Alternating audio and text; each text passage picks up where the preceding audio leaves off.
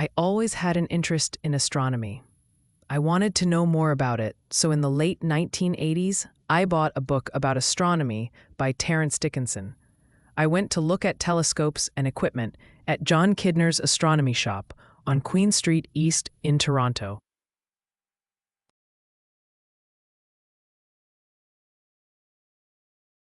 I met Walter McDonald at the McLaughlin Planetarium, who later became a lifetime friend, and I still communicate with him today. Walter lived in Oshawa, and on clear nights, we used to go out to Long Sault Park to get away from the city lights and set up our telescopes and take pictures of the stars. We prepared our equipment at my company, Decade Electronics, and practiced fussing endlessly with the mechanics of the equipment.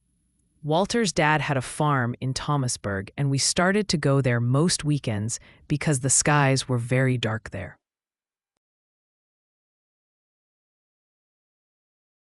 It was 100 or so miles away from Toronto, but we would have a warm place to stay if the sky clouded over. They had a farmhouse there. We built 3 observatory buildings. We first started putting up posts. They were heavy girder steel, and we sunk them down about 7 feet. They had to be absolutely solid to be a telescope mount.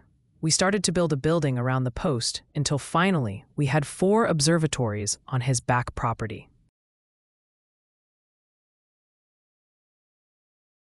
We met Jack Newton at Queen's University because he was giving a lecture there. This turned out to be a fateful meeting because we became long-term friends with Jack Newton, who lived in Victoria, BC. After the meeting at Queen's University, we offered to drive Jack to his next meeting, which was in London, Ontario. So we drove from Kingston to my house, stayed overnight, and then went on to London. Jack had another meeting, and from there, we took him back to Toronto. Jack Newton is the most well-known amateur astronomer, not only in Canada, but in North America. He is always on the leading edge of anything astronomical and is respected by the professionals for his photographic images.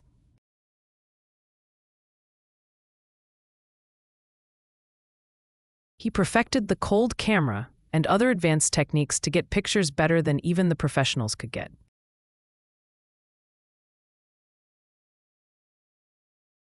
On 2 occasions, we went down to Florida, where he had a vacation home dedicated to taking pictures of the southern skies. He ran a bed and breakfast and invited serious amateur astrophotographers to use his equipment to take pictures of the southern skies not possible in the Toronto area. On another occasion, we arranged a trip to the Star Hill Inn, Cloudcroft, New Mexico. It was a special observatory complex in the mountains that featured dark, clear skies. We stayed for a week and took a lot of pictures of the southern galaxies and nebula. This is where I first experimented with remotely controlling a telescope from a warm library on the premises. More to follow.